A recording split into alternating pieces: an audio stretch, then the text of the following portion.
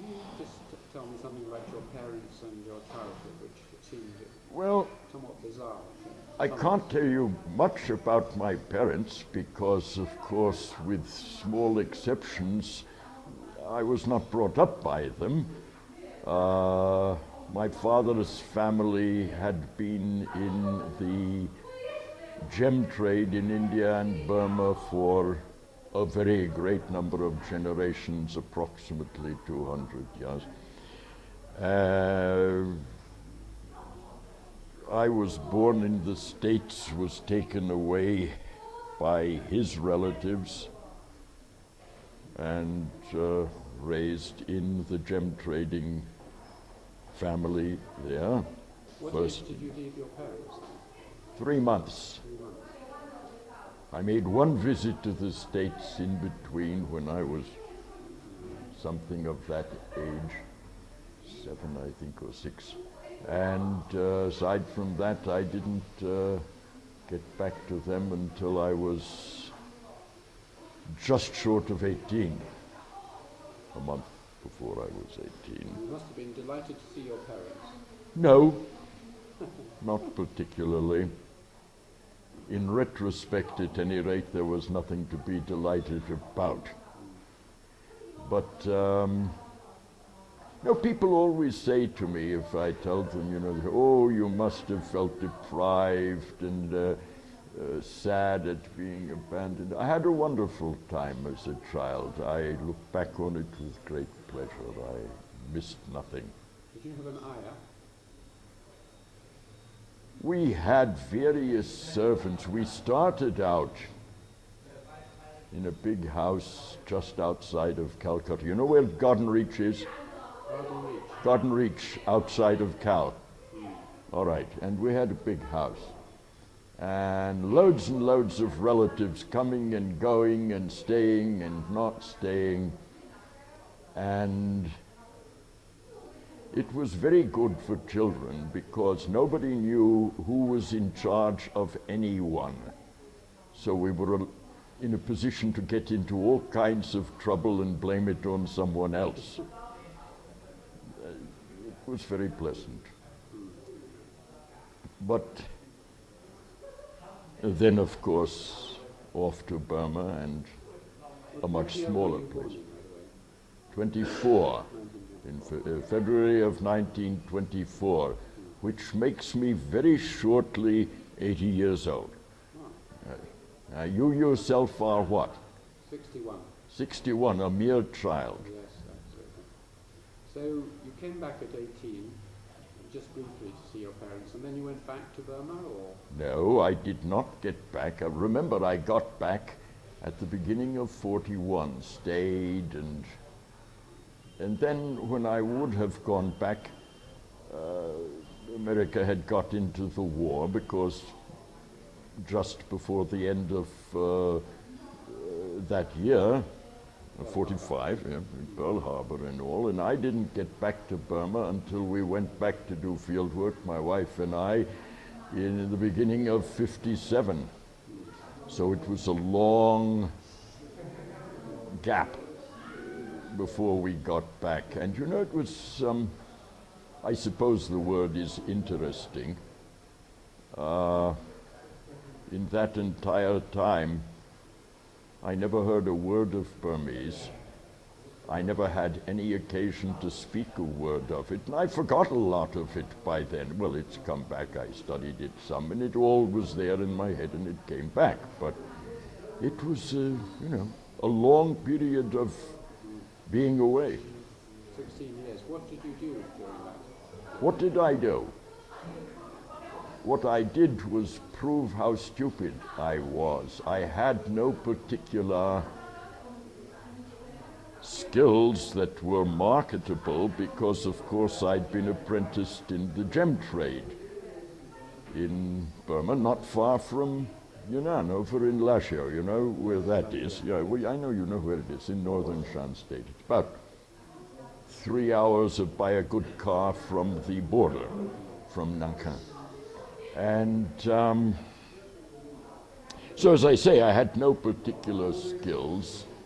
we weren't yet, the States weren't yet in the war, and so you might think that that was irrelevant, but they were very involved in shipping over the Atlantic. So since I had nothing better to do and needed a job, I went down to the shipping offices in New York, and I knew they were looking for people, but I didn't know what I could do.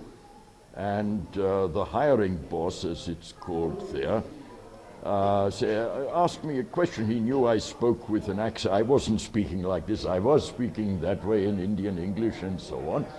And he said, "Oh, you must be from far." I told him where I had grown up, and he said, "Oh, very hot over there, isn't it? Well, you can see what's coming." I said, yes. "Oh, it must be hard for you to really work in the heat." "Oh, no, the hotter it is, the better I like it." So I shoveled coal in the belly of a ship through much of the Second World War.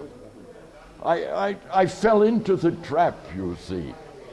That's what I did. There was, it led to one, I suppose, useful result. I resolved at the end of the war that I would never do an honest day's work again, and decided to get an education. So at the end of the war you had decided to get an education, and you got one. And I got one. I managed to take what is called in America a high school equivalency diploma, which allowed me to apply to university, and which is what I did. And I took my first degree, my bachelor's degree in mathematics and theoretical physics and things of that kind, and I enjoyed it. And once you've done that? Once I had done that, I thought to myself that it would be a very wonderful idea if I could have some sort of academic profession that allowed me to come back to this part of the world, because I missed it. And besides, I'd become curious about it too, the things I'd seen, the things I'd grown up in the midst of. I had, at the same time as I was doing my undergraduate work at the university, there was another school. There was a rather good school at that time. It's defunct, Asian Institute. And Heine Gelden was a professor there. And I started working with him. And I asked him at one point, I said, "Professor Heine, is there some sort of academic profession that," I didn't even know the name anthropology or ethnology or whatever, and he told me yes there was, and that's what it's called. He said, "Germany we call it ethnology, and in well, Austria actually in his case, and in America it's called anthropology, and it does, you know."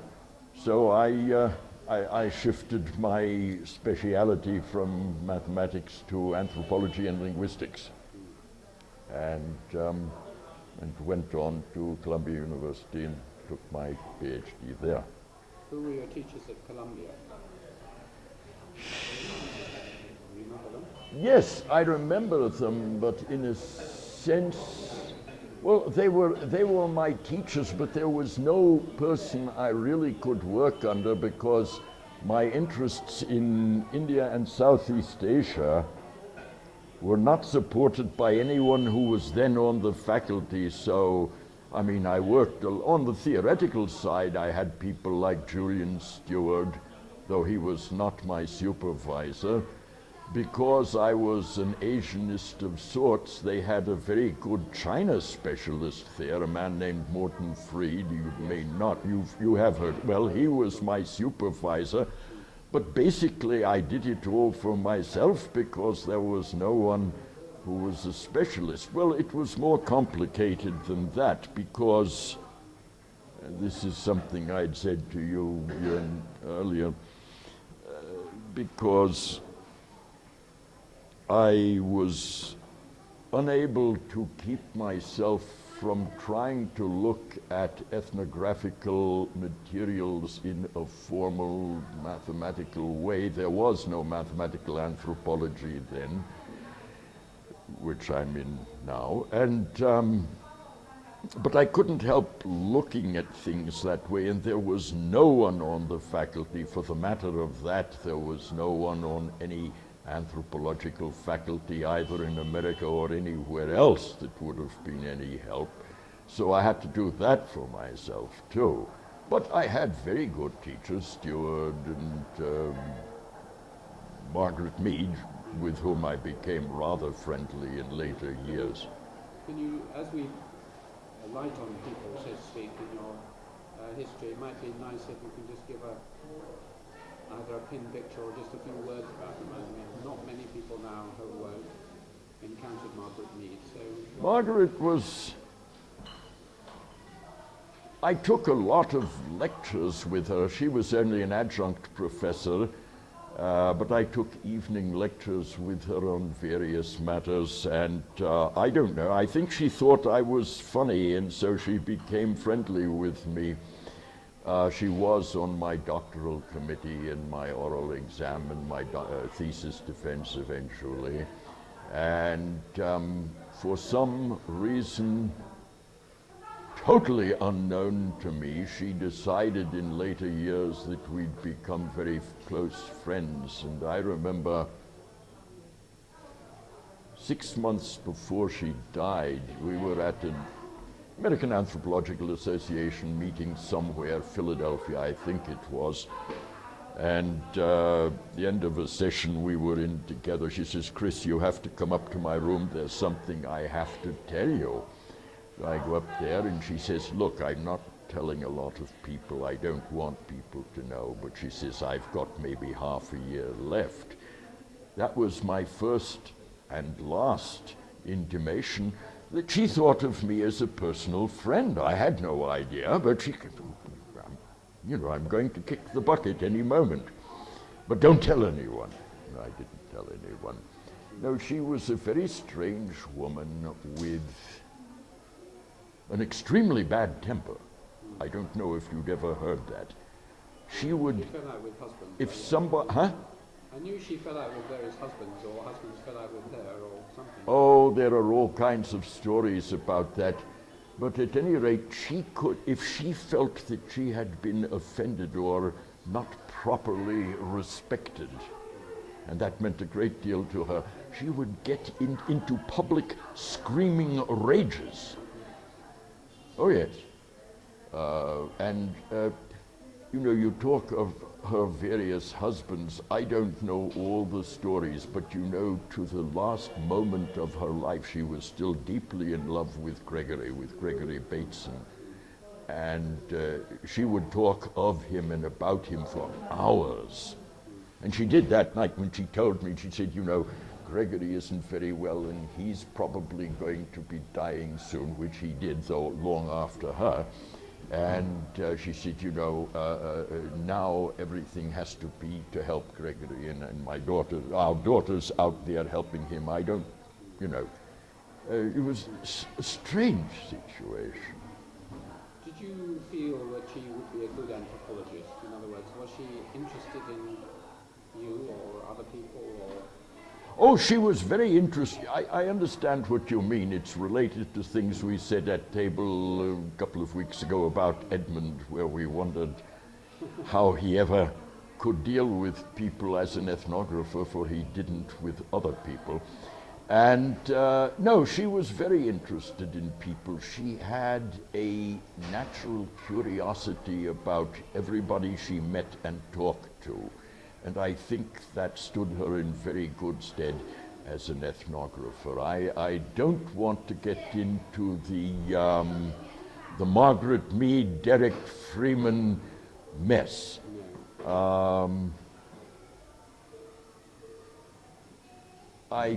No, let me say something about it. You know, it's inescapable if you get me talking about Margaret. It's inescapable to get into that. I think that Freeman, whom I never met, I'm happy to say,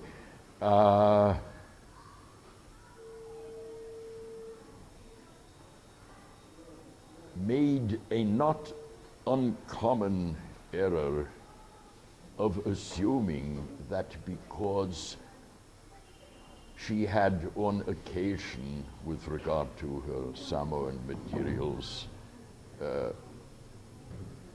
made some errors, that therefore she was a bad worker. We all make errors, and eventually they're corrected either by ourselves or by someone who comes after us. She made some errors. She went out in the 1920s as an upper-class American young lady, and of course that required her in those days to be something of a captive of missionaries or whatever. Yeah, it was missionaries she lived with in Samoa. It's not the way we would do work today, but it wasn't today. And I think that's the long and the short of it. Now, the strange thing is, you know, that began whilst Margaret was still alive, and she took it very kindly. She said, oh, well, you know, so forth and so on. And there'd been, they had first met when Derek was doing his work in the Iban, in that area. So they'd known each other for a great deal of time, you know. Yeah. I don't know the ins and outs of it, but I do know this, which I'm sure you know also. Do I address you as Alan? Yes, Alan. Thank you. Which I think you know also, and that there was one point in that early history in which he was involved with something that was going wrong with her then current marriage and so on. With so, Rio. Huh? Probably with Rio, was it? With Rio. With Rio Fortune, your former colleague. Yeah. Another man who was stark staring bonkers. That's right. Retired. I've never quite discovered whether he was stark staring bonkers or whether he made it up so that he would get early retirement and live a good life, but I think he probably was, from the accounts of his students, fairly. I had the distinct impression from my one encounter with him when I went to see Edmund Leach in Cambridge, and somebody, I believe it was Edmund, tried to take me down the hall.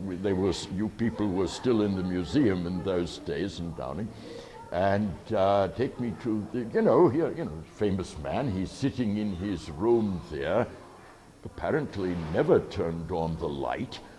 That was one of his things, as you recall. And Edmund tried to introduce me to him, and the man didn't even look up, and it was as if he didn't know anyone was speaking to him. I think that means stark staring bonkers. But at any rate, that's about it. Now, one of my professors at Columbia, as I said, was Julian Steward, and when I finished my preliminary examinations that admitted me to candidacy for the PhD, and I was starting to do the research for my dissertation, he had been invited to start a large anthropology program in the Midwest at the University of Illinois, and he met me in the hallway at Columbia at one point and said, oh, Lehman, you wouldn't happen to need a job, would you? I mean, this was equivalent to asking me if I wished to eat regularly, because in those days, things, it was in the early 50s, things weren't so good financially, not in academic life. And of course I said yes. So he brought me out to the University of Illinois I got there in September of '52, which is a long while ago.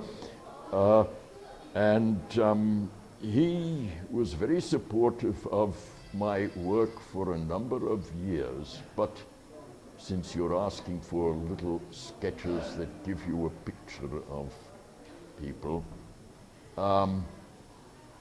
in the earliest part of the late 50s and early 60s, I began quite seriously extending, excuse me please, my mathematical background to anthropological materials, and also I got back into formal linguistics for the obvious reason that Chomsky's syntactic structures had just come out and that obviously fitted the way I think about these things.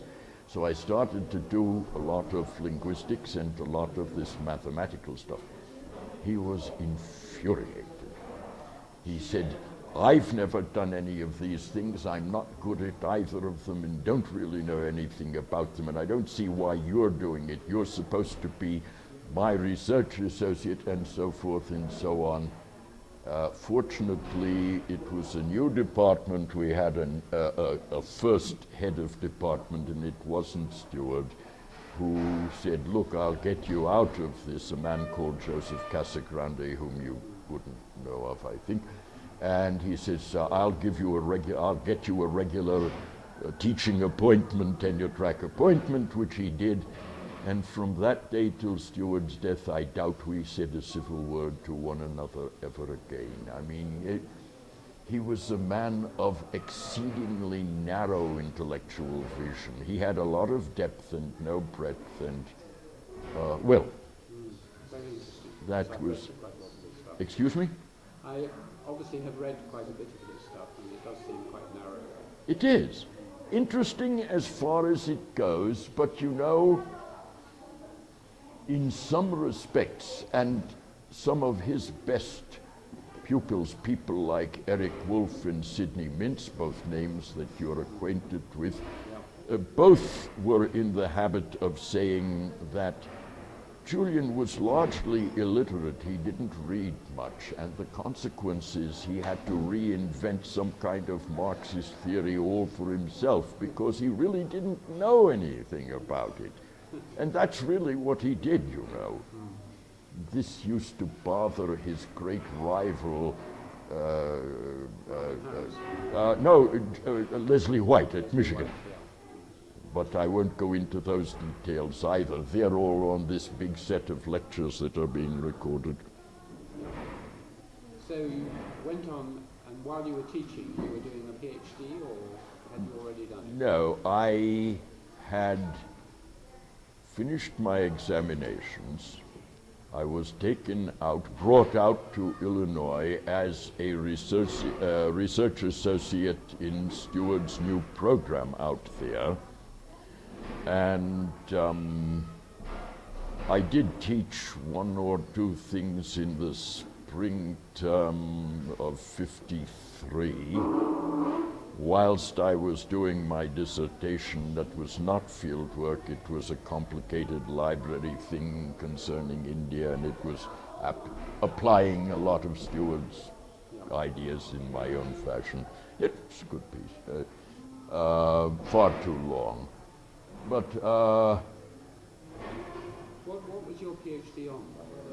It was on India. It was on the cultural history of India, and as I said, it was a far too ambitious, far too long piece of work. It was absurd to do something like that, but I did it anyhow. It worked out. It was a good piece. And so I did a lot of the preliminary work on that. I was there for a year and a half, 18 months, and I got a grant of money to do a postdoctoral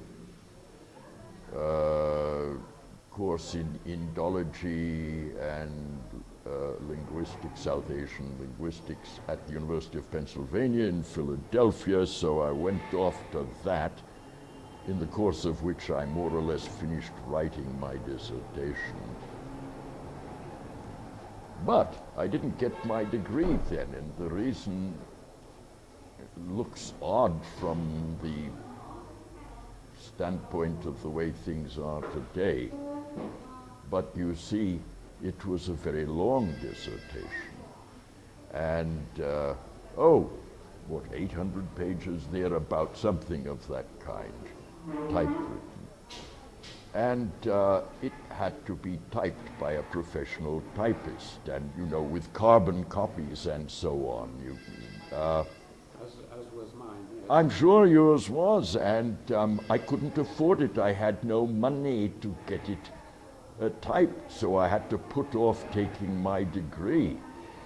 Meanwhile, I got another grant of money to go off to Burma because I wanted to go to the Chin area on the western mountains next to India and do some things there, partly triggered by Leach's work, which was out after all in '54, but the more important, the technical papers had been out before that, largely in the JRAI, as you recall, the ones on Alliance and so on, yeah.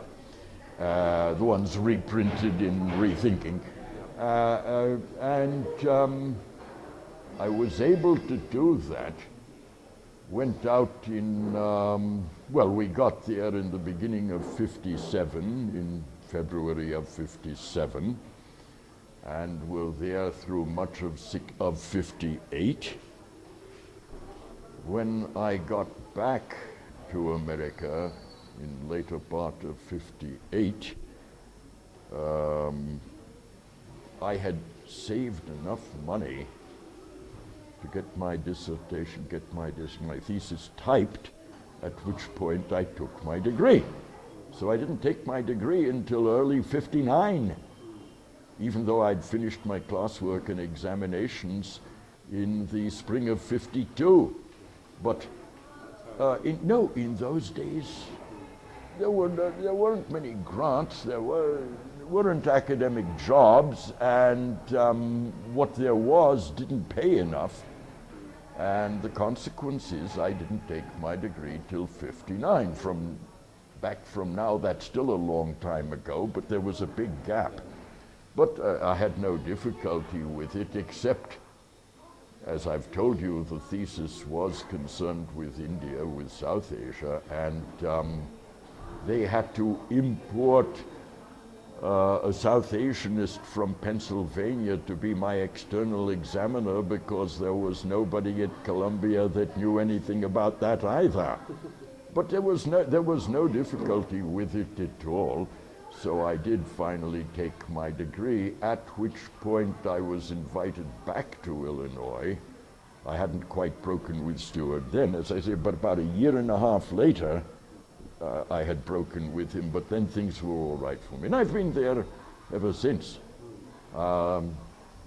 This is now 51 years, is that right? From, well, starting in '52, and this is '03, that makes it 51 years, more or less in the same institution. Long time.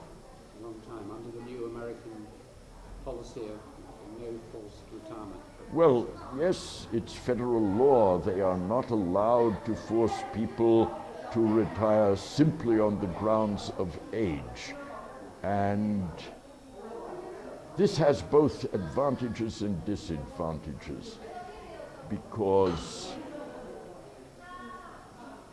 I need not tell you that for many academic people, once they've been sitting in their academic chairs for many years, they cease to do any new work. They have nothing new to say. They're no longer contributing to the scholarship of their respective fields.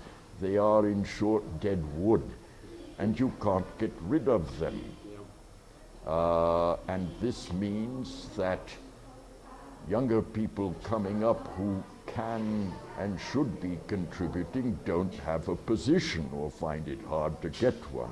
So I don't think it's entirely good, but in my case, at any rate, I am continuing to do new work. I'm here having just about completed 10 months of field work and writing other things and getting it published, or whilst I'm here. And so I don't really think that I should have retired because I'm still working, but there are a lot of people who should have been forced, sent to the knackers, basically, long since. That seems an appropriate moment just to turn to your current work. It would be very nice if you could just give a brief. All right, what I've been doing this year. Got here on the last day of January. I shall be leaving, this being the 29th of October, I shall be leaving here to go back to the States on the 21st of next month, 21st of November. What I have been doing here is something I had wanted to do for many, many years. You have to remember something about my background, and I've told it you in the, I've told it to your machine. Your camera. And it's that I grew up in my later years, largely in Burma, in the gem trade round the China border, dealing with Burmans, Shan, other upland groups on both sides of the border, and in India too. And it had always fascinated me. And I had been apprenticed in the jade and gemstones trade, so I knew at least something about it. And it seemed to me I would like to do some ethnography on the, if I may use the silly jargon that's current and that I have used, multi-ethnic cross-border trade. A number of things. As I said, there is my background, but in addition, because I do know something about jade and gemstones and the actual trade, I thought that I might be able to do something that for once counts as honest-to-goodness participant observation. There's a great deal of nonsense, as all anthropologists know, about this expression, participant observation, which for many ethnographers seems to mean, well, we learn how to do some of the native dances, or we pretend to have been adopted by a household or something. Of course, that's not what it ought to mean. It ought to mean having or making for yourself a place within that community, a role or whatever, and participating in that sense. But at any rate, I figured that I was in position to do participant observation because I could participate in that part of the trade that was the gem trade. And when I was here in the summer, when my wife and I should say, were here in the summer of 2 years ago, 2001, was doing some brief ethnographic work with a graduate student among the Wa southeast of here in southeastern Yunnan. And I was asked by one of the institutes here, the Center for Border Studies and Ethnic Minorities in southwestern China, Professor Fang Jie is the director, I know you know him. He asked me if I'd like to do something of the sort. Well, of course, I said I'll have to think about it, and the answer is yes. It didn't take me long. It was partly a put-up job because my former pupil, Professor Yang Hui here, had sort of told him about my background. I don't think she knew. Well, yes, she did know because the study had been planned with her late husband, but then he died, so I didn't do it again. But at any rate, I was asked to come back and do it. So here I am. And we worked largely in a place called Zhuili, formerly known by its proper Thai name as Mengmao, right on the border across from Muse in the northern Shan State. Well, Muse over here and Nankan over there. And we worked for off and on, the total is a bit over 5 months in Julie. We also worked in Tangchung, and we had a month studying it on the other side in Burma in August and September. It was 24 days. We can call it a month if you want. It's been quite productive, and I think, like any decent empirical research, be it ethnography or the sort of thing I started life out in a laboratory,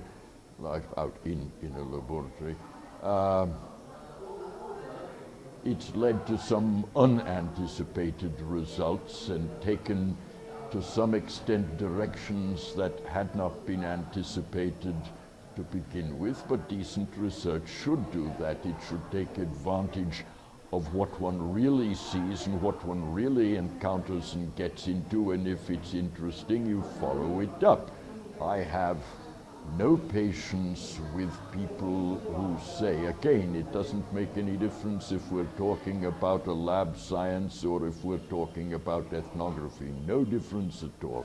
I have a great deal of impatience with people who say, but that wasn't part of your original plan. No, it wasn't, because in decent research you don't really know what you're going to find. But at any rate, here it's been. For one thing, my assistant and pupil, Walter here, Yunnan, yes, show him. He's sitting here because he's interested, among other things, in finding how you do the interviewing. There you are. There he is. And my wife Domya Dwe is there, and she has worked with me in every single field expedition from 1957 until this year as a very active ethnographic technician. And at any rate, in the case of Yunnan Walter, if you want by his English, call him by his English name, because of his background and skills and training, not only in anthropology, but also his earlier training in sinology, I was able to get deeply involved in something on which there is virtually no material until what we've been able to put together, namely the ethnography of the Chinese community in Burma. This is a strange matter. There is a huge literature, some of it very good, but at any rate a great deal of it on the Chinese in Southeast Asia, immense amounts of material for Indonesia, Malaysia, of course Singapore, a great deal for Thailand, obviously a lot with regard to Vietnam, with nothing for Burma. Well, it turns out that what we've discovered, again with a great deal of thanks to Yunnan, what we were able to find is that all the stuff written about the Chinese in Southeast Asia, well, Burma doesn't quite work the same way. One of the things that we were able to really come to grips with is the distinction, I mean ethnographically, not just historically, the distinction between the overland and the overseas Chinese communities. They're not without important interconnections, but their mode of social and cultural adaptation in Burmese society, their modes are quite different and very interesting, and there's no real parallel to this in the Chinese and Southeast Asia literature from all these other countries. Well, obviously I didn't plan to do this, but well, we didn't tell people, oh, shut up, that's not, we didn't tell our informants, oh, shut up, that's not what we're here to study.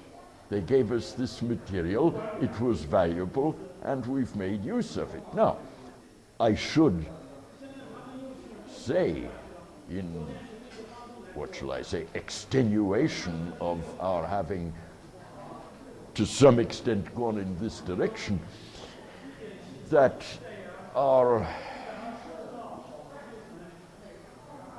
it wasn't unrelated to the main thrust of the project as originally planned, because they're only there in Burma because of the, well, gem and other trade. I mean, my own speciality was the gem trade, and that's how we got into it. But it's a natural extension of what I had originally planned. At any rate, this is what I've been doing. I am now putting together my report for the center here, which I want to give them before I leave, and then there's going to be a great deal of writing to be done, some of it with Yunnan, the part on the Chinese in Burma with him, and a lot of the other stuff on the gem trade and other trades proper in the border that I'll be doing. It turns out, if you want me to say a few words more, I'd like to. All right. A great deal of what made me want to come here, and a great deal of what I have, in fact, I hope, effectually done, has to do with a problem in cognitive anthropology. That is noisy. Oh, I see what it is. Everybody's yelling at everyone else. Well, it's a problem in cognitive theory and cognitive anthropology, which is one of the things I'm into, and I'll describe it informally, and it has proven very interesting. Here you've got a number of different sociocultural communities. I hate that jargon.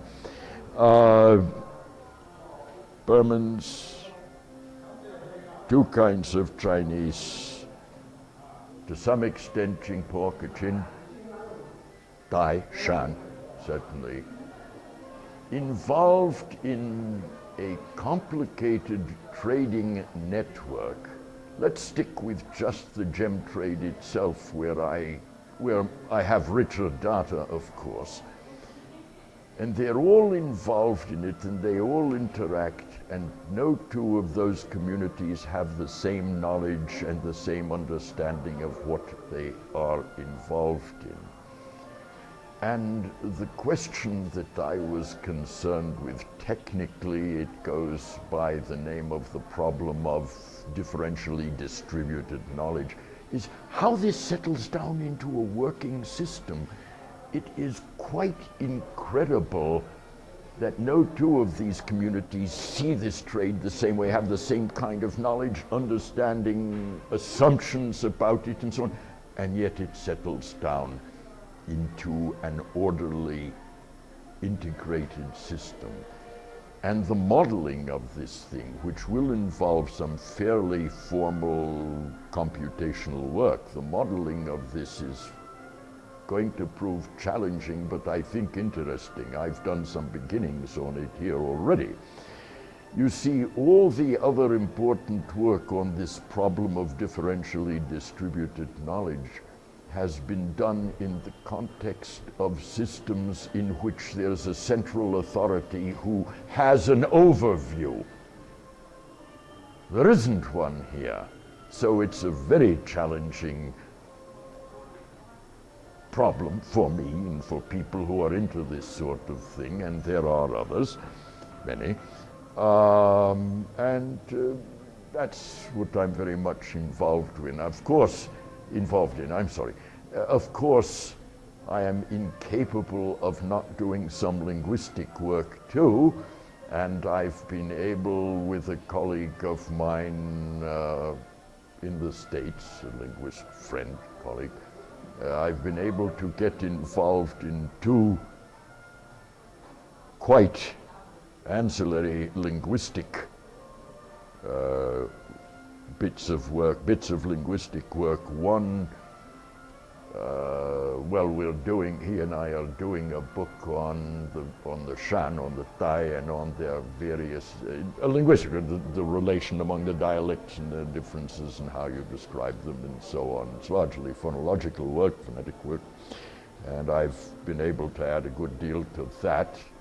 And by accident, because of the work we did in Tangchung, and the related area, and it was a dialect I was familiar with as a child, that dialect of Chinese, southwestern Yunnanese. There's some work on that bears on the whole history of the phonology of Mandarin Chinese, and he and I are working on that too. So I've got a lot done, and I'm not unhappy to be going back. I'd rather be going back to Mandalay, but it's nice to go back and see our grandchildren. You have any grandchildren? We have. I will tell you about them afterwards. Okay. And show you pictures too. One thing I was going to just ask you about briefly was about your experience of China. How often you've been, All right. What are the main changes you see in your feelings about it? All right. Now, you must understand that my knowledge of China is, in all respects, limited to just this part of China. I have visited Beijing twice. I have spent a few days over the years here and there in Guangzhou, in Canton. Other than that, I do not know China except Yunnan. I haven't even been to Dali and Lijiang, where you've been up there doing such fascinating work. But my first time to cross into Yunnan was in 1938. And my first time in Kunming here, which in those days nobody really called Kunming, they called it Yunnanfu, Yunnanese provincial capital, was in early 39. And I assure you the changes are considerable. I will tell you what I remark again and again to everyone, simply because it sticks in my mind, that's all.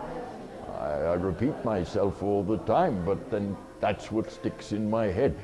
When I first came to Kunming, a place where now there are all these very modern high-rise buildings going up all the time and already in existence. In those days, there was one tall structure. Do you know the bell tower over here in Yunda? That was it. You could see it everywhere. It was the only building above 2 or maybe a few 3-story buildings. There were no paved roads. I have no exact figures, but you know, I doubt it was 1 million population, if that. Now it's 5 million. It was a remote, marginal provincial capital. It is now an extremely modern, cosmopolitan city. That changes, very much so. My reaction to it is that I guess I feel comfortable here because I've known it directly or indirectly for so long. I haven't found myself this year or 2 years ago in a place that feels totally alien to me. If you've grown up in this cross-border trade in northern Burma, China's never far away. I don't mean only that it isn't far away geographically, it isn't far away conceptually, if I may say it that way. I wish that I had been able to really control the language. As it is, I understand a reasonable amount of Chinese and don't speak it, and this is an infernal nuisance. And I apologize for it. No, I really do. It's not the right way to go. On the other hand, when I was working down in Julian and so on, of course there's a lot of Burmese and Shan, and those languages I know, so I wasn't isolated in terms of language, and had very good person to work with and so on. No, it wasn't an ideal situation from that, but on the other hand, when one is working on again to use the same silly jargon, on a multi-ethnic project, it's extremely unlikely that a single investigator is going to be able to control all of the languages involved anyhow. It's true that I'm working within China, but on the other hand, I wasn't working in a research context that was in any great degree Chinese exclusively. So again, I'm apologizing and excusing myself for something I should have done better. But it's been productive, I think successful, and so I shall go back not dissatisfied. I hope the people that brought me here to do this feel the same way. You came to Yunnan very early, but how frequent have your visits All right. been? I came to really with my family in the gem trade a couple of times, well, to Mung Mao as it was then. Nobody ever bothered to call it really. What was it, 32 or 33 that it became officially really? 32, right, that's what I thought. It was officially renamed really, but nobody ever called it that until the 1950s. So I came there across the border. As I say, it's no great distance. Then we came all the way up here to Kunming once in early 39, and that was all. The next time I ever set foot in China, other than Hong Kong, which was still British then anyhow, the only other time I'd better, no, I don't get close to that, I have to get close to myself, the mic's here, was, the next time I got to China was in the late 70s, the latter part of the 1970s, I forget the exact year, there was a big Sino-Tibetan linguistics conference held largely in Beijing, but part of it, the latter part of it came here. And then I got back here briefly for a handful of days in whatever it was, the late 70s, since I'm very much involved in the Sino-Tibet conference. I'm one of the founders. It's held every year since the end of the 60s, since 69, and sometimes in Asia, and so I came here then. Then I didn't get back here until 2 years, no, until, when was the next time I came here? 97.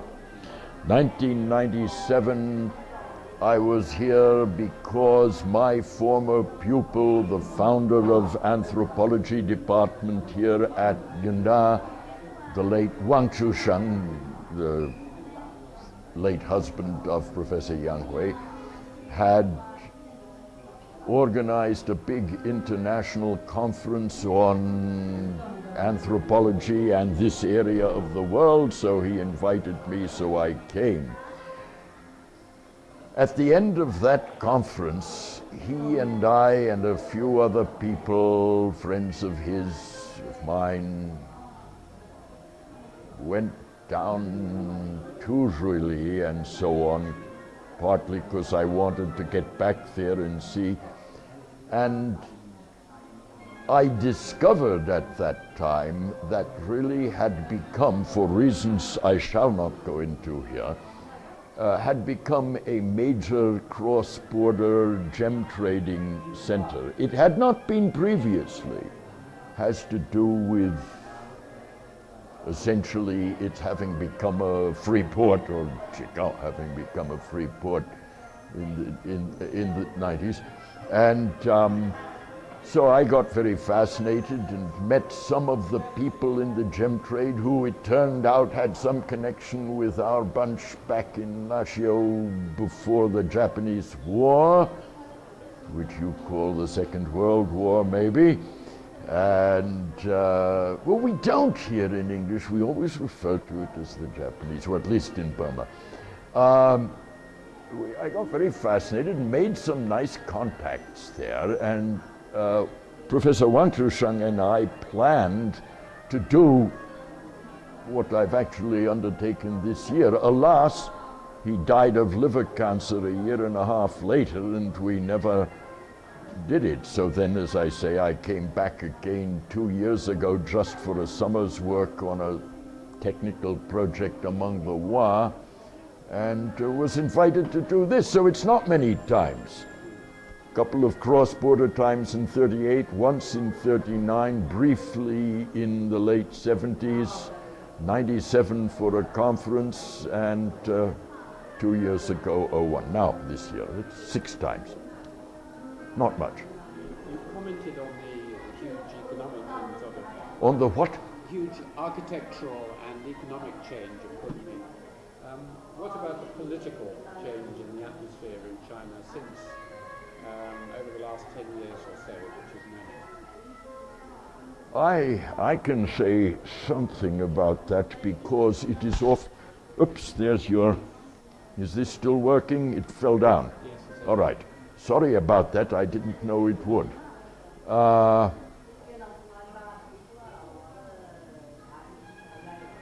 In impressionistic terms, certainly, a great deal of change. You know, in the late 70s, when I came for that Sino-Tibetan conference, China was just beginning to, as they say, open up, whatever that means. 2 years before, when the conference had been held in Paris, that was the first time any of our colleagues from China ever were able to go and attend that conference, with the consequence of which we were invited here 2 years later.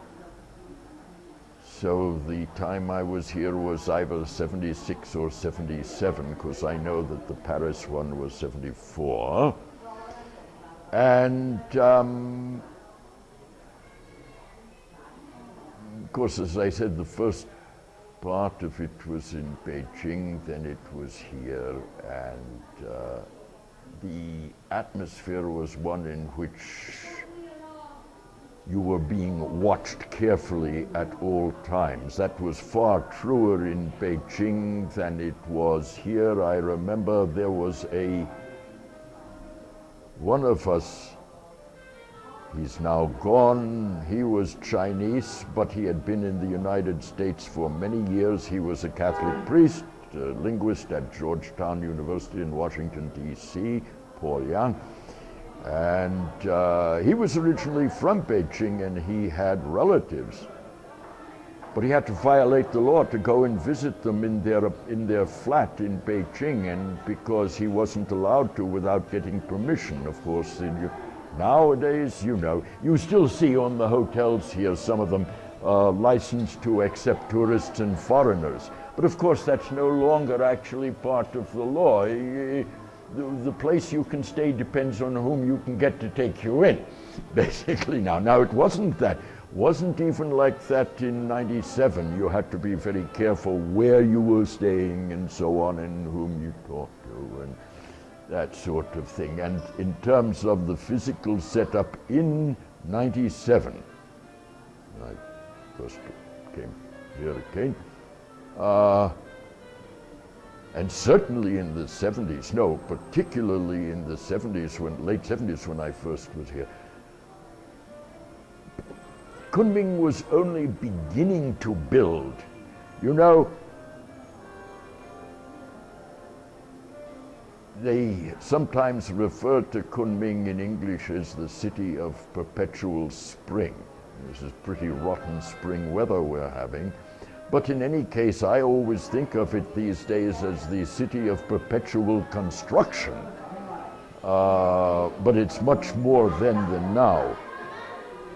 Uh, But now well, I will explain to you. In the 70s and even in 97, all the trees on the streets were dying. There was so much construction dust that the leaves got all coated in the, it was really quite serious.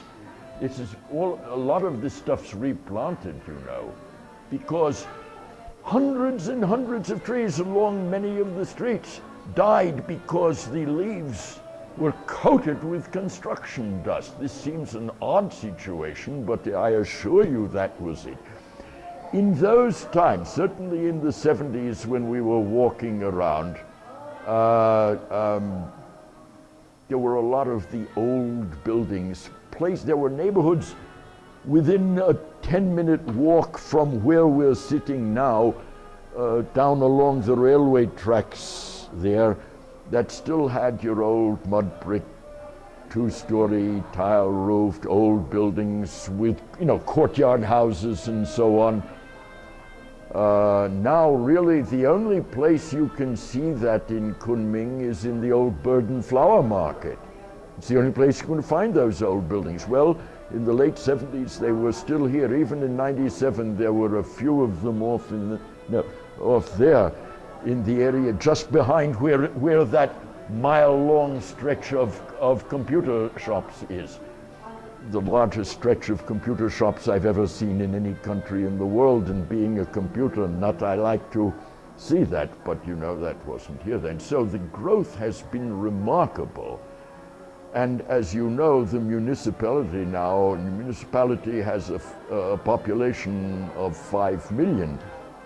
That is deceptive to some extent because, what was it? Was it 2 years ago or 3 years ago, I guess, just before we came for the war thing, they had extended the boundaries of the municipality clear out to Stone Forest.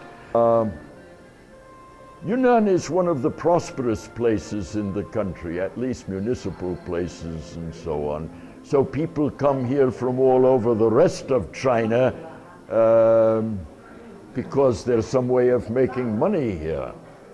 Partly, of course, that's because of the almost unique position of Yunnan in the Chinese economy, namely that, I say almost, not quite, there are a couple of other instances.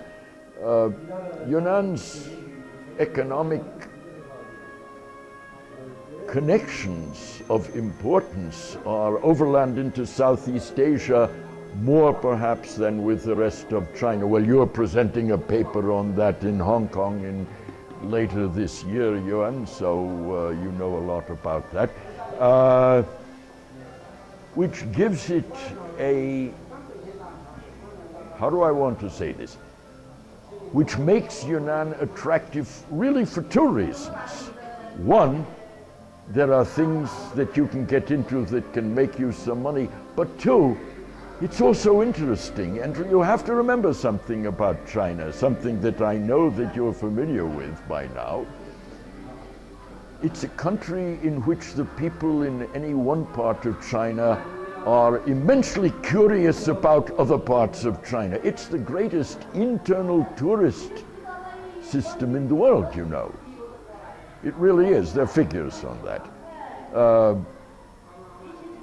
Give a Chinese family a holiday, and what do? They go touring to remote other areas of China. And so people come here, and it's interesting, and it's different, and it's fascinating, and it's a source of prosperity. You can't lose. So a lot of Kunming has grown that way. I wish I had figures. I mean, I know they exist, I just don't know them. What the proportion is of the current population of Kunming that are not Yunnanese. It's high, but I don't know what the figures are. I know that people have those figures. I wondered if I could just get you to give 3 pen portraits of 3 individuals who you encountered in your anthropological travels.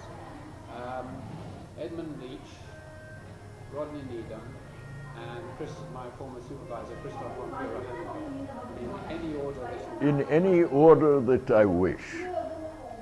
Leach first, because I knew him the longest, or he knew me the longest, I should say.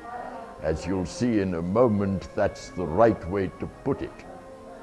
Now, he came out to Burma in what year? What year did he come out? 38 or 39? 38, yeah. I thought so, but I wasn't certain.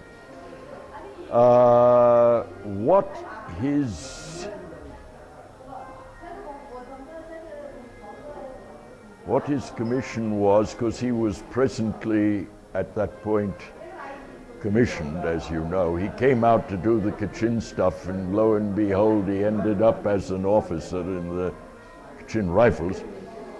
And his brief as an officer was in part intelligence work. I've never really known what it was, and it was none of my damn business.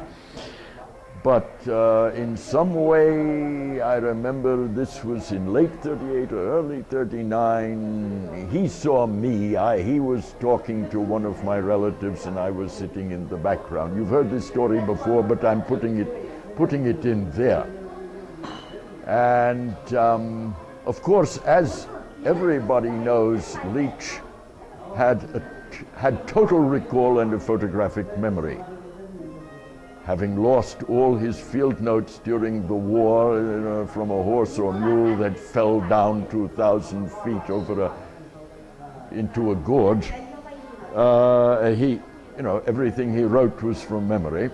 It was accurate. Well, anyhow, that's relevant as background to what I'm going to tell you. So, we'd seen me briefly. I don't know if we ever had talked at that point. I was all of 15 years old and of no consequence, but I was there. Years later, at the end of the Chin thing in '68, I went, before getting back to the States, we went to England, your place. And I went up to Oxford to see Rodney Needham. I'll talk about him subsequently. And was there for, I don't know, I guess it was one day only, wasn't it, that we were there? I'm sure that you meant 68, you might have meant 58. 58, I'm sorry, you're quite correct, 58, yes. So I go up to see Rodney at Oxford, at the Institute, Social Anthropology, as was, and he said, but you know, you really, given the work you've done on the alliance and marriage system and kinship and all of that, you really must see Leach. And I said, for reasons that I did not explain to him, that I thought I would feel perhaps very uncomfortable given the previous marginal contact with the man. But he said, well, he wouldn't remember anyhow after all of these years. And anyhow, I'm sitting there in his room, and he telephones Leach and made the appointment. So of course I go back to London, and then the next day by train up to Cambridge. Someday, do they have a train yet between Oxford and still not? Well, they used to once. Well, I know they did at one time, but at any rate, I've never been able to make use of one. So I go up to Cambridge the next morning by an early train, and get to the museum and go down the hall. Jack Goody over here, Jack Goody over here, Rio Fortune over here, I forget who was there. And Leach's room was at the far end, if you remember. And I walk in, and his back is to me. He's on the blower, I think. He's on the phone and looking out the window there at whatever. And he hangs up the phone, turns around and looks at me and says, well, you know, you don't look that different from what you did when I mean, you know, you have to figure, to do the arithmetic. That's from 38 until 58. And that's 20 years no matter how you do the arithmetic. And not only that, but who the deuce was I at the first time anyhow? I was a 15-year-old kid sitting on the side in the same room while he was there. I think maybe in 2 or 3 occasions like that. It was incredible. I said, but how can you remember that? And then Edmund proceeded to describe the room, the situation, where it was, who was there, what I was wearing. I have literally never encountered anyone in my life with such total recall. Quite astonishing. Well, you know Leach much better, or you knew Leach, I should say, much better than I. And you know that he could be a very difficult man. His family knew that he could be everyone. The reason Leach and I got on fairly well over the years until he died was that I didn't take offense at his published and unpublished attacks because I gave back as good as I got. And I'll give you 2 examples of this, and they will, I think, resonate with your knowledge and what you call it, impression. So one thing, when I first published the Chin book, I cited a particular old source, and I cited it by the author's name. Leach did a review in Man and took occasion, I mean, he had to say good things about the book, I suppose, because perhaps it was good or he thought so. But he had to attack something, and he says, look, Man's not really a scholar because he cites this author. Now, I know this book well. We have it in the library at Cambridge, and on the title page it says, by an officer in Her Majesty's service. I wrote back a letter to the editor in response to the review, or rather really only in response to that one attack, and I said, well, I'm sure that the copy in Cambridge Library says that, and so does the title page on mine, but I happen to have acquired the author's own copy, and he has his name signed on the title page. And I said, so and this was the kind of thing we did. Then years later, I believe it was 71 or 72, there was a big Orientalist Congress at Tokyo in Japan, and he gave a paper there that I slammed into in 74 at the International Congress of Anthropological Sciences, then was held in Chicago, and he was in the chair at the panel, and I took the paper apart because his knowledge of Kachin was good, but he thought he was a linguist and he wasn't, and he made such dreadful errors. And I took it apart, and Leach was somewhat annoyed, very annoyed actually at the time, but he did say, I'm sure you were correct in the facts and in the analysis, and I had been wrong, but there was no excuse for your having attacked me like that over it. I said, well, I did only what you would have done in the same circumstances, and we let it lie there at any rate. But he was a strange man, and I suppose he did that with everybody.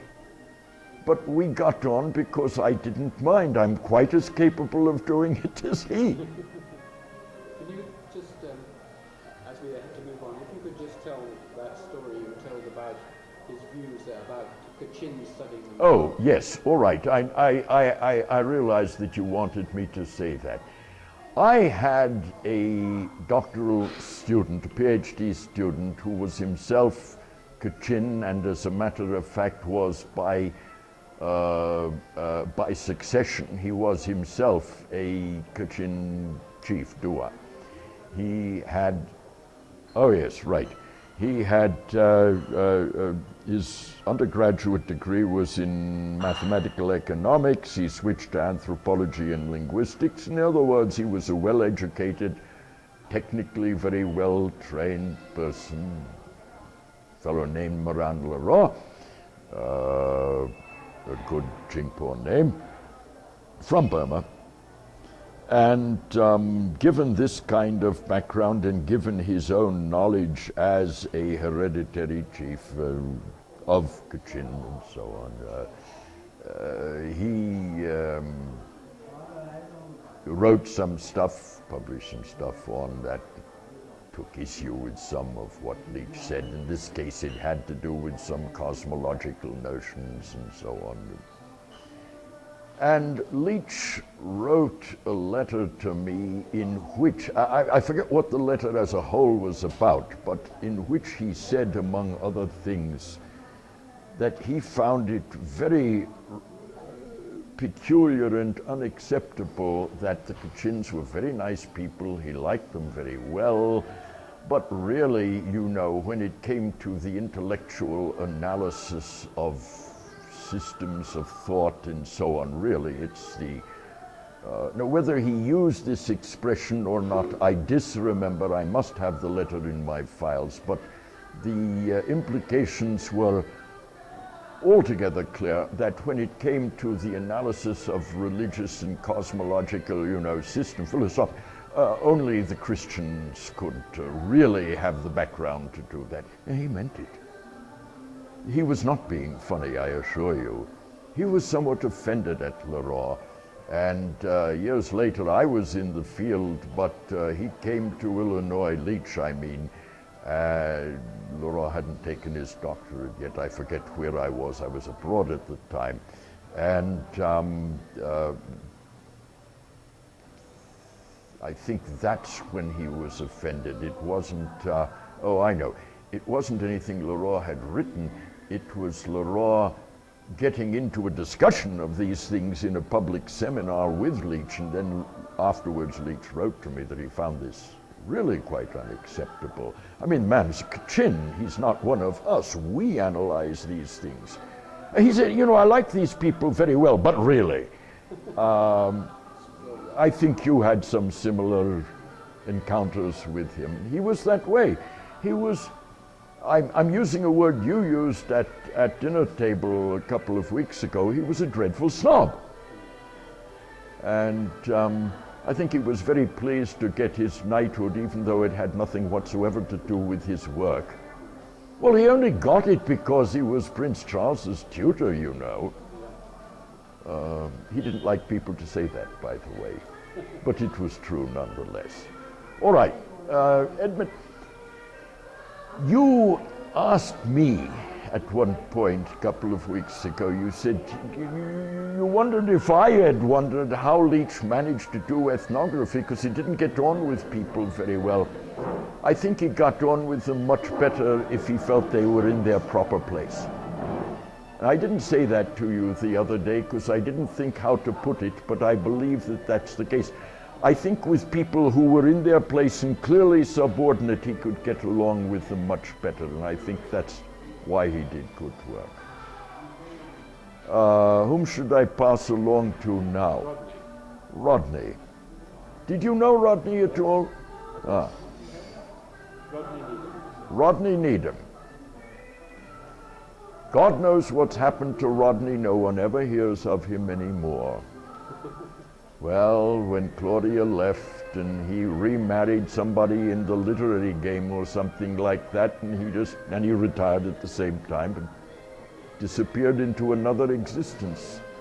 Anyhow, I first met Rodney in the late summer of 1956 at the International Congress of Anthropological and Ethnological Sciences held that year in Philadelphia.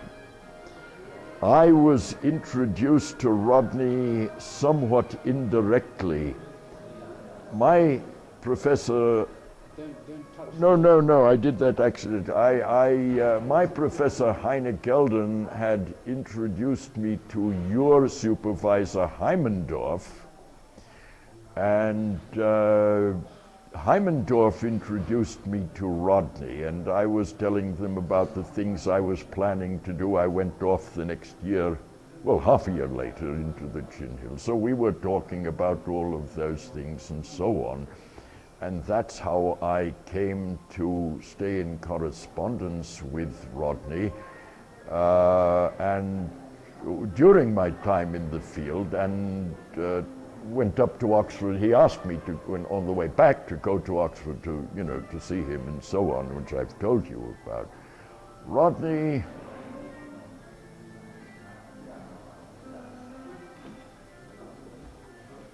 was a strange man, as you know. I'm just trying to think. He was obsessed with being an Oxford man. That's the only way I can say it. I will tell you a story. I don't think I told it you last time I spoke with you. Well, maybe I did. I had been visiting him. This was at another occasion some years later, and I'd been visiting him in his rooms, actually at his house there at Oxford, and then I had to go and see the late G.E. Harvey, if you know who he was, Burma historian and so on. He lived over in 37 St. Margaret's Road. I don't know how I remember that. So I had to get there, and Rodney had to put me on a bus. And I'm going up. It was one of the two-decked ones that they still had. I don't know if they have any of those in Oxford anymore. They do still, but anyhow it was. So he says to the driver that he has to yell out and tell me when we get St. Margaret's Road, because I don't know the place. And gratuitously, he says, and he's speaking very loud, the man's an American, he's a professor, but then he said, anybody in America can be a professor. And he wasn't being funny either. He meant it. He was that kind of a person. And nothing was more important to Rodney than to be seen as a famous Oxonian scholar. And to have the reputation of simply being ever so much better than anyone. I don't know how he felt about people at Cambridge, but about any place else. Officially, he looked down on them. And years later, he was in the States, and again there was a national conference, Anthropological Association conference, and I had known Rodney by then for a number of years. We'd corresponded. He'd cite me in things he did, so it wasn't that he didn't remember me. But I said, how do you do to him, and, hello in the hall. He just cut me dead. He didn't know who I was suddenly, because the people he was with, he shouldn't know somebody like, it's that, or he thought this. There was at the same conference at the same time a colleague of mine, a then now retired colleague, a man named Clark Cunningham, who was Rodney's first PhD student. Who had been, I should say. In fact, I'd first met Cunningham in '58 when I first see Rodney. Cunningham was just going out to Sumatra at that time. No, to Timor. Sorry. And he cut Cunningham dead too. Same thing. Junior people, by then Rodney had the chair at Oxford. And that set him far above ordinary people, particularly Americans, since, of course, as you see, anyone in America can be a professor. It's not true, incidentally. You may not realize that, but it really isn't true. And in any event, he cut Clark Cunningham dead. Clark Cunningham, who was his first PhD pupil, and Cunningham and I had a discussion of this back in Illinois, you know, a month later, 2 weeks later, whatever it was. And we were talking about it, and I said to Clark, I said, well, you know, Rodney, after all, his position, I said, you know, Rodney is after, and Clark interrupted me. He said, yes, he's a revolving son of a bitch. And he really was, but a brilliant man who never really did any real field work in his life. A brief sojourn among the Penan in Sarawak, and he passed through Malaya briefly a few years later and did about a week's work with, well, I forget who he was with, a chap named Downs, a former friend of his colleague, friend of his at Oxford. And that was it, but all his theoretical work was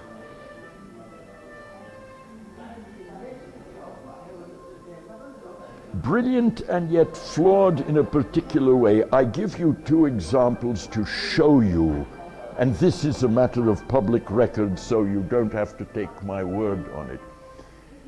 Rodney, as you know, was the organizer of two translations from the French of important années sociologiques types. First was which was it, of Durkheim and Mause's, I forget which it was, one of... Primitive classification. Yes, primitive classification, thank you. And the second was... Death in the right hand. well, no, Hertz, no, he used a lot of Hertz, but that hadn't, no, it was primitive classification, and then, of course, he organized the translation of Structures élémentaires de la parenté.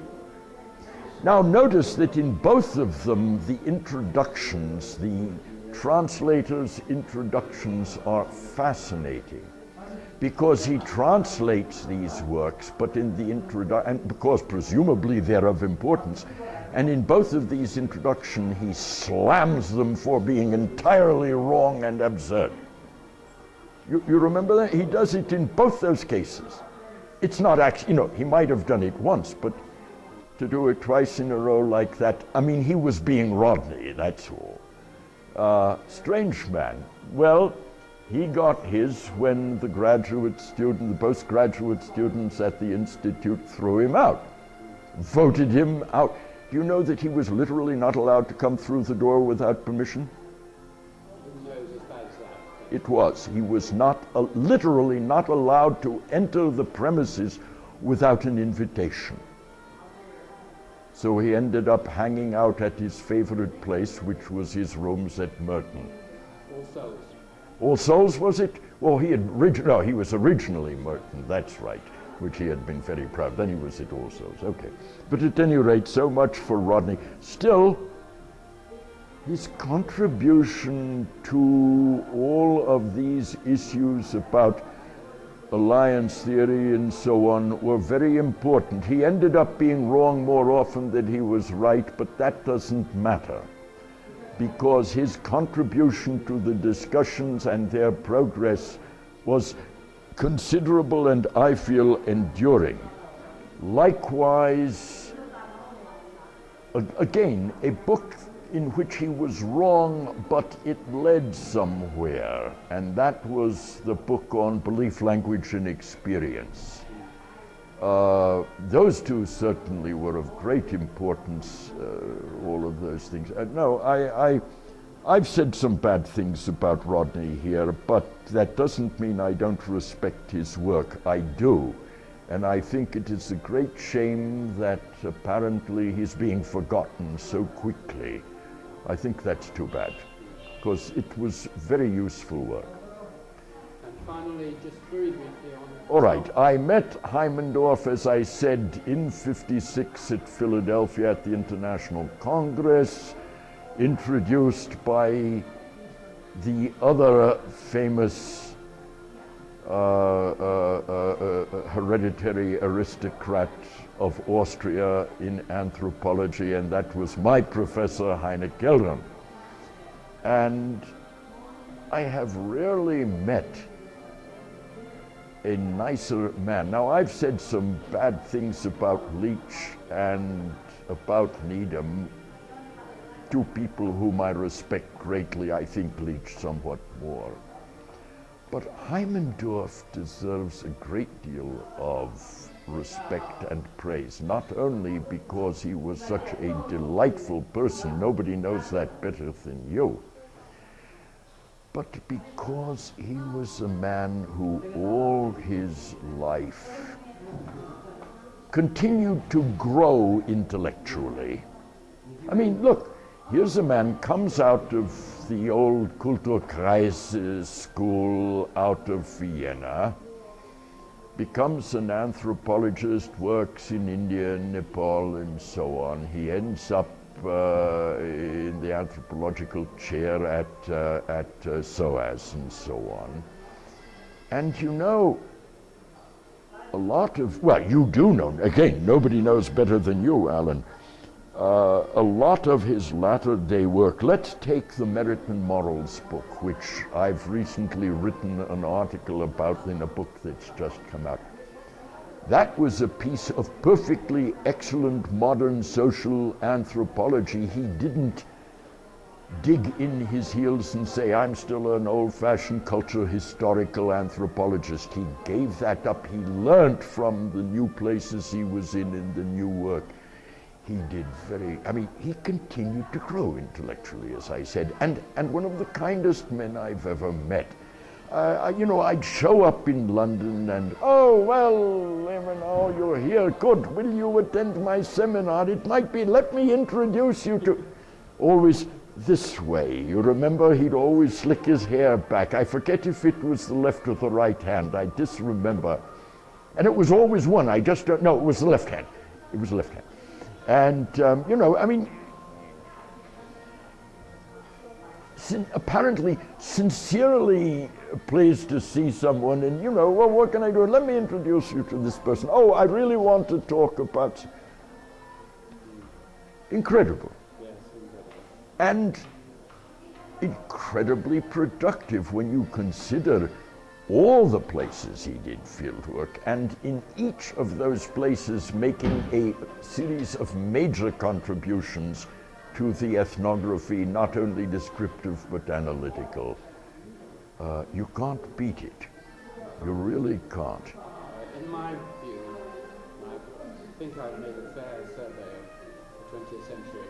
I think he is the greatest ethnographer of the 20th century. I think he is. I certainly for Asia and so on, that has to be. No, I think without any qualification, I think he was, because he never did a bad piece of ethnographic work. He never did a slipshod or sloppy piece of ethnographic work. Even when friends of mine have been to follow him up, he's been to a place for a week, done a description of that place. They say other people would have taken a year to do what he did. Yeah. He was amazing. Knew what to look for, very observant, photographic memory. Did he also know? That I did not know until just now. Yes, photographic memory. And wonderful note taker. Well, yes, that I knew. And of course, the greatest 20th century filmmaker, ethnographic filmmaker as well. Which I have only learned in this past month, listening to you. I never knew that about him until now. And one of the 2 or 3 greatest ethnographic photographers of the 20th century. Yeah. His photographs are stunning. So, and as you say, a kind man. So it was He was really one of the, not only kind, but kind in an old-fashioned, cultivated way, which was so very pleasant. Yes, exactly. Always. Which could also be said of you. So no.